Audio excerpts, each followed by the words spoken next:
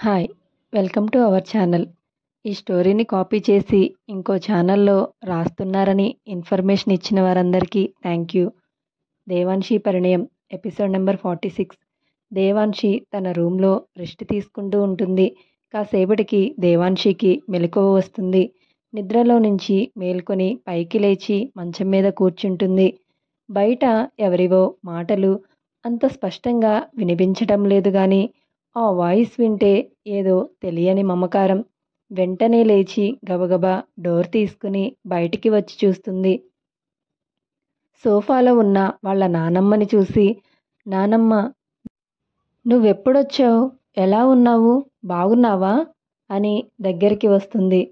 అలా నడిచి వస్తున్న దేవాన్షిని చూసి ఆమె చూపు దేవాన్షి కడుపు మీదకి వెళ్తుంది. కడుపుతో ఉండి నిండు చందమామలా ఉన్న దేవాన్షిని చూసి వాళ్ళ నానమ్మ కంట్లో నుంచి ఆనందంతో నీళ్లు వస్తుంటాయి. నేను బాగానే ఉన్నానమ్మా, నువ్వు నెమ్మదిగా రా తల్లి అని అంటుంది. దగ్గరికి వచ్చిన దేవాన్షి చేతులు పట్టుకుని, నా బంగారు తల్లి అప్పుడే ఎంత పెద్దది అయిపోయిందో, అప్పుడే ఒక బిడ్డకి తల్లి కూడా అయిపోతుంది. నీకు ఎవరి దిష్టి తగలకూడదు అని చేతులతో దిష్టి తీసి మొటికలు విరుస్తుంది. తాతయ్య రాలేదా నానమ్మ అని అడుగుతుంది. వచ్చారమ్మా, బయట ఉన్నారు అని అంటుంది. అయితే వెళ్ళి తాతయ్యని కూడా పలకరించి వస్తాను అని పైకి లెగుస్తుంటే, వద్దమ్మా, నువ్వు కూర్చో, తాతయ్య వస్తారు, నువ్వు అటు ఇటు తిరగడం ఎందుకు అని అంటుంది. ఒంట్లో ఎలా ఉంటుంది తల్లి అని నానమ్మ అడుగుతుంది. బాగానే ఉన్నాను నానమ్మ అని నవ్వుతూ చెప్తుంది. అయినా ఏంటి నానమ్మ, నువ్వు ఎంగేజ్మెంట్ అయిపోయాక వచ్చావు, అసలైతే నీతో మాట్లాడకూడదు అని అలుగుతుంది. అక్కడ మా పరిస్థితి గురించి తెలుసుగా అమ్మా, పంట చేతికొచ్చే టైం, కోతలు కోపించాలి. మీ తాతయ్య అయితే పెళ్ళికి వస్తానులే, నువ్వు వెళ్ళు అన్నారు. కానీ బాబాయ్ ఒప్పుకోలేదు. అవన్నీ నేను చూసుకుంటాను, మీరు వెళ్ళండి అని అన్నారు. అవన్నీ మీ బాబాయికి అప్పచెప్పి వచ్చాము అని సత్యవతి అంటుంది. సర్లే, ఎలాగో వచ్చావుగా, అప్పుడే కంగారుగా వెళ్ళిపోతానంటే కుదరదు, కొన్ని రోజులు ఇక్కడే ఉండాలి అని దేవాన్షి అంటుంది. అలాగే, నీకోసమైనా ఉంటాను అని అంటుంది. థ్యాంక్ యూ నానమ్మ అని దేవాన్షి సత్యవతి భుజం మీద వాలిపోతుంది. అవును నానమ్మ, బాబాయ్ అంటే పొలాలు చూసుకోవాలని రాలేదు, మరి అత్తయ్య వాళ్ళు ఎందుకు రాలేదు అని అడుగుతుంది. మీకు తెలిసిందేగా, గయ్యాలిది సూర్యని పెళ్లి చేసుకోలేదని మీ అన్నయ్య గాయత్రిని చేసుకోకుండా శివానీని చేసుకుంటున్నాడని కోపం, అందుకే రానంది అని అంటుంది. అమ్మమ్మ, నీకు కూడా మా మీద కోపం ఉందా? నేను సూర్యబావని చేసుకోవాలని నువ్వు అనుకున్నావా అని అడుగుతుంది. అయ్యో దేవాన్షి, నువ్వు అలా అనుకోకు. ఒకవేళ మీ అమ్మా నాన్న సూర్యకిచ్చి పెళ్లి చేస్తానన్నా నేను ఒప్పుకోకపోయేదాన్ని అని అంటుంది. అదేంటి నానమ్మ అలా అంటున్నావు అని మీనాక్షి అడుగుతుంది. అవును దేవాన్షి, నేను అంటుంది నిజమే. మీ అత్తయ్య ఎలాంటిదో నాకు బాగా తెలుసు. మీనాక్షి అత్తయ్యకి, కనకమత్తయ్యకి, నక్కకి నాగలోకానికి ఉన్నంత తేడా ఉంది. అది ఇంటికి వచ్చే కోడలు ఇంట్లో పని మనిషిలా ఉండాలనుకునే రకం. అత్త పెత్తనం చూపించాలనుకుంటుంది. కానీ మీనాక్షి అలా కాదు, నిన్ను తన సొంత కూతురిలా చూసుకుంటుంది. నా చేతులతో నా మనవరాలి గొంతు కోయగలనా? అందుకే అలా అన్నాను అని అంటుంది. అయినా నువ్వు ఏమనుకుంటున్నావు? నన్ను అడగకుండానే మీ అమ్మ మీ నాన్న మీ పెళ్లి నిర్ణయం తీసుకున్నారనుకున్నావా? మీ అమ్మ నాకు ముందే ఈ విషయం గురించి ఇంట్లో పెద్దదాన్ని అయినా నా నిర్ణయం ఏంటో అడిగింది. మరి పెద్దదానిగా వాళ్ళు నాకు గౌరవం ఇచ్చినప్పుడు నేను కూడా నా పెద్దరికం నిలబెట్టుకోవాలిగా. అందుకే వాళ్ళ నిర్ణయానికి విలువ ఇచ్చాను. ఒకవేళ వాళ్ళ నిర్ణయాన్ని కాదని నిన్ను ఆ ఇంటి కోడలిని చేస్తే ఆ ఇంట్లో నువ్వు పడే బాధలు చూసి నా కొడుకు తట్టుకోలేకపోయేవాడు. నా కొడుకు బాధపడితే నేను మనశ్శాంతిగా ఉండలేను అని అంటుంది. నువ్వు చాలా మంచిదానివి నానమ్మ. ఎవరి మనసులు బాధ పెట్టాలనుకోవు అని దేవాన్షి అంటుంది. నువ్వు రుద్రని ప్రేమిస్తున్నావని నాకు ముందే తెలుసు అని అంటుంది. అవునా? నేను ఎప్పుడూ నీతో చెప్పలేదుగా అని అంటుంది. నువ్వు చెప్పకపోయినా రుద్ర వచ్చి వెళ్ళినప్పుడల్లా నా గదిలోకి వెళ్ళి ఏడ్చేదానివిగా. అప్పుడే అనుకున్నా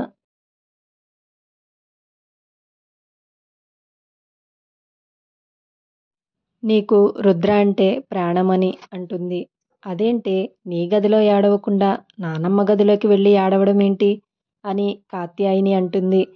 అంటే దేవాన్షి తన గదిలో ఏడిస్తే మీ అందరికీ తెలుస్తుందిగా, మళ్ళీ అందరూ బాధపడతారని నా గదిలో కూర్చుని ఏడ్చేది. నా మనవరాలి బాధ చూస్తే నా గుండె తరుక్కుపోయేది. నీకు రుద్రకి పెళ్లి జరగాలని దేవుడికి మొక్కుకునేదాన్ని. ఆ తండ్రి నా మొర ఆలకించాడు. అందుకే నా మనవరాలి ముఖం ఇప్పుడు సంతోషంతో కలకలలాడుతుంది అని సత్యవతి అంటుంది. రుద్రా బాబు, నీకు నిజంగా చేతులెత్తి మొక్కాలి. నా మనవరాలి జీవితం నాశనం కాకుండా కాపాడావు. ఆ రోజు నువ్వు ఆ ప్రెగ్నెన్సీకి నాకు ఎలాంటి సంబంధం లేదు అని ఉంటే దాని జీవితం ఏమైపోయేదో. ఎవరు దాన్ని ఎన్ని మాటలు అన్నా మౌనంగా భరించి దేవాన్షి నీ భార్య అని ప్రపంచానికి తెలిసేలా చేశావు. ఒకవేళ నా కూతురింటికే గనక దేవాన్షి కోడలిగా వెళ్ళి ఉంటే దాని మాటలతో దేవాన్షిని ఎంత చిత్రవద చేసేదో అని కన్నీళ్లు పెట్టుకుంటుంది. వెంటనే రుద్ర దగ్గరికి వచ్చి సత్యవతి దగ్గర మోకాళ్ళ మీద కూర్చుని చేతులు పట్టుకుని, అమ్మమ్మ అలా మాట్లాడకు. నువ్వు నాకు మొక్కడం ఏంటి? తప్పమ్మమ్మ. ఇంకెప్పుడు అలా అనకు. నేను కూడా నీ మనవడినే. నీకు మాట ఇస్తున్నా. నీ మనవరాల్ని నా గుండెల్లో పెట్టుకుని చూసుకుంటాను. అది నా బాధ్యత. దాని మీద నాకు ఉన్న ప్రేమ కూడా అని రుద్ర అంటాడు. అమ్మ, మీ మనసు చాలా మంచిది. ఎవరు బాధపడినా మీరు చూడలేరు. మా అమ్మ చనిపోయింది. కానీ మీరు మాట్లాడుతుంటే మా అమ్మ మాట్లాడుతున్నట్లు ఉంది అని మీనాక్షి అంటుంది. నేను కూడా మీ అమ్మని అనుకో. అమ్మ లేదని అస్సలు బాధపడకు అని మీనాక్షి కన్నీళ్లు తుడుస్తుంది. కాత్యాయిని, ఇటు రామ్మ, నీకు ఒకటి చెప్పాలి అని అంటుంది. వస్తున్నా అత్తయ్య అని చెప్పి దగ్గరికి వచ్చి పక్కన నిలబడుతుంది. తన చెయ్యి పట్టుకుని పక్కన కూర్చోబెట్టి, ఎందుకు కాత్యాయిని ఎప్పుడు ఫోన్ చేసినా నేను మీ కొడుకుని మీ నుంచి దూరం చేశాను అని బాధపడుతూ ఉంటావు? నేను ఎప్పుడైనా ఎవరితోనైనా అన్నానా నువ్వు నా కొడుకుని నా నుంచి దూరం చేశావని అని అడుగుతుంది. మీరు అనకపోయినా అదే నిజం కదా అత్తయ్య. ఇప్పటికీ ఆ విషయంలో నాకు బాధగానే ఉంటుంది అని కాత్యాయిని అంటుంది. లేదు కాత్యాయిని, నువ్వు అసలు అలా అనుకోకు. మాకు ఎంత ఆస్తి ఉన్నా వాడు ఎప్పుడూ మా సంపాదన మీద ఆధారపడలేదు. వాడు చదువుకుంటూనే ఈవినింగ్ ట్యూషన్స్ చెప్పేవాడు. చాలా కష్టపడ్డాడు. నా కొడుకు ఎందుకు అలా చేస్తున్నాడో నాకు అర్థమయ్యేది కాదు. ఒకరోజు వాడి దగ్గరికి వెళ్ళి, మనకి ఇంత ఆస్తి ఉండగా ఎందుకు నాన్న అలా కష్టపడడం అని అడిగితే, అమ్మ, నాకు ఏది కావాలంటే అది తీసుకురావడానికి మీరు ఉన్నారు. కానీ అందరికీ అలాంటి అదృష్టం ఉండదమ్మా. అందుకే నేను అలా చదువుకోవడానికి డబ్బు లేక ఇబ్బంది పడే స్టూడెంట్స్తో కలిసి వాళ్ళని వాళ్ళు నిరూపించుకోవడానికి ఒక ట్యూషన్ పాయింట్ ఏర్పాటు చేశాను. వాళ్ళలో ఒక్కొక్కరి దగ్గర ఒక్కో టాలెంట్ ఉంది. ఎవరైనా సరే ఒక్కో సబ్జెక్టుకి ఒక్కో ట్యూషన్కి వెళ్ళే పని లేదు. అన్ని సబ్జెక్టులు చెప్పగలిగే వాళ్ళు మన దగ్గరే ఉన్నారు. కంప్యూటర్ నేర్పేవాళ్ళు కూడా ఉన్నారు. మేము ఈ ట్యూషన్ స్టార్ట్ చేసి సంవత్సరం అయ్యింది. ఫస్ట్లో ఎవరు మమ్మల్ని నమ్మలేదు. తర్వాత స్టూడెంట్స్ పెరుగుతూ వచ్చారు. వాళ్ళంతా ఇప్పుడు వాళ్ళ కాళ్ళ మీద వాళ్ళు నిలబడి బ్రతుకుతున్నారు. కష్టపడితే దేన్నైనా సాధించగలమనే నమ్మకాన్ని వాళ్ళకి నేను ఇవ్వగలిగాను. అందుకు నాకు చాలా సంతోషంగా ఉంది. వాళ్ళని అలా చూశాక నాకు కూడా వాళ్ళలాగే నా కష్టంతో చదువుకోవాలనిపించింది అని చెప్పాడు. వాడి ఆలోచన తెలిసిన తర్వాత నాకు చాలా గర్వంగా అనిపించింది. తర్వాత వాడు సీట్ రావడంతో మీ కాలేజ్‌లో జాయిన్ అయ్యాడు. తర్వాత నీ మంచితనాన్ని చూసి వాడు ప్రేమలో పడ్డాడు. కానీ మీ అన్నయ్యకి నువ్వంటే ప్రాణమని, నిన్ను వదిలి ఉండలేడని తెలిసిన వెంటనే వాడికి ముందుగా మేమే గుర్తొచ్చాము. నిన్ను మర్చిపోలేక, మమ్మల్ని వదిలి వెళ్ళలేక వాడు చాలా నరకాన్ని అనుభవించాడు. ఈ విషయం మాకు తెలిస్తే బాధపడతామని మాకు చెప్పకుండా వాడిలో వాడే కృంగిపోయాడు. కానీ తల్లిని కదా, వాడి మనసుని తెలుసుకోలేనా? అమ్మాయి ఎవరు అని అడిగాను. కాత్యాయని, మా కాలేజ్ ఎండీ గారి కూతురు అని చెప్పాడు. ఆ విషయం చెప్పడానికి అంతగా ఆలోచించాలా? మేము వెళ్ళి ఆయనతో మాట్లాడతాము అని సత్యవతి అంటే, లేదు అమ్మా, ఆ అమ్మాయిని పెళ్లి చేసుకునే అదృష్టం నాకు లేదు అని అక్కడి నుంచి బయటికి వెళ్ళిపోయాడు. వెంటనే కాలేజీలో ఉన్న వాడి ఫ్రెండ్స్కి ఫోన్ చేసి విషయం తెలుసుకున్నాను. పాపం ఆ విషయం వల్ల వాడు ఎంతగా నలిగిపోయాడో తెలిసిన తర్వాత నా ప్రాణం విలవిలలాడిపోయింది.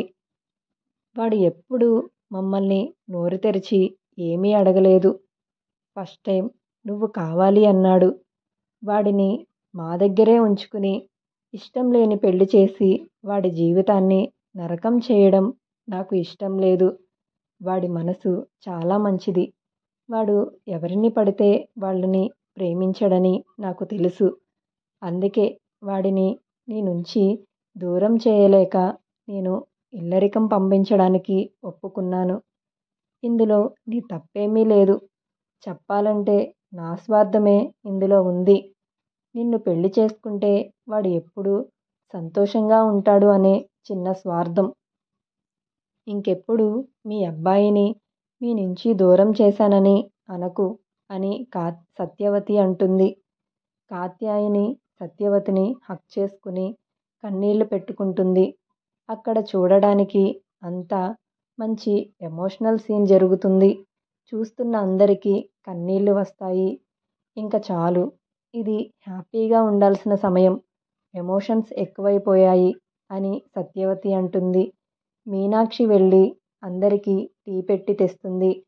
దేవాన్షి, నీకు కూడా ఫ్రూట్స్ తీసుకొస్తాను అని వెళ్తుంటే, నాకు ఫ్రూట్స్ వద్దు, భోజనం కావాలి అని అంటుంది.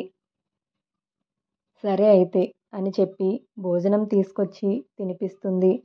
మీనాక్షిని చూసి ఇలాంటి అత్తలు కూడా ఉంటారని నిన్ను చూశాకే తెలిసింది మీనాక్షి అని సత్యవతి అంటుంది. అంతలో దేవాన్షి వాళ్ళ తాతయ్య అక్కడికి వస్తారు. వెనకాలే గోవర్ధన్, కార్తీక్ వర్మ కూడా అక్కడికి వస్తారు. తాతయ్యని చూడగానే దగ్గరికి వెళ్ళి హగ్ చేసుకుంటుంది. ఒంట్లో ఎలా ఉందమ్మా అని దేవాన్షి తల మీద చెయ్యి వేసి నిమురుతారు. బాగుంది తాతయ్య అని అంటుంది. ఇంతలో కాత్యాయని టీ తీసుకొచ్చి ముగ్గురికి ఇస్తుంది. అందరూ హాల్లో కూర్చుని చాలాసేపు కబుర్లు చెప్పుకొని కాలక్షేపం చేస్తుంటారు. అలా నైట్ భోజనాలు చేసి ఎవరి రూమ్కి వాళ్ళు వెళ్ళిపోతారు. రుద్ర సత్యవతి దగ్గరికి వెళ్తాడు. రూమ్ దగ్గరికి వచ్చి డోర్ దగ్గర నిలబడిన రుద్రని చూసి, రా బాబు, అక్కడే నిలబడిపోయావే అని అంటుంది. రుద్ర లోపలికి వచ్చి, అమ్మమ్మ, నీతో మాట్లాడాలి అని అంటాడు. చెప్పు బాబు, ఏం మాట్లాడాలి అని సత్యవతి అంటుంది. దేవాన్షి డెలివరీ అయ్యే వరకు మీరు ఇక్కడే ఉంటారా? మీరు చాలా అనుభవం ఉన్నవారు. ఇలాంటి టైంలో దేవాన్షికి మీలాంటి వాళ్ళు తోడు చాలా అవసరం. అందుకే నా మాట కాదనరనే నమ్మకంతో అడుగుతున్నాను అని అంటాడు. నువ్వు అలా మాట్లాడి నన్ను లాక్ చేశాక నేను కుదరదు అని అంటే పద్ధతి కాదు. నేను తాతయ్యతో మాట్లాడతాను అని అంటుంది. థ్యాంక్స్ అమ్మమ్మ, ఇంక నువ్వు పడుకో, నేను వెళ్తాను అని అక్కడ నుంచి తన రూమ్కి వెళ్ళిపోతాడు. అప్పటికే దేవాన్షి నిద్రపోతుంది. రుద్ర కూడా తన పక్కకి వెళ్ళి వెనక నుంచి తనని హగ్ చేసుకుని పడుకుంటాడు. అలా రోజులు గడిచి పెళ్లి రోజు దగ్గర పడుతుంది.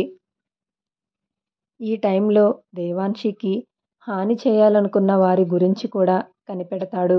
వాళ్ళకి ఇవ్వాల్సిన పనిష్మెంట్ కూడా ఇస్తాడు. వాళ్ళు ఎవరు అనేది ముందు ముందు తెలుస్తుంది.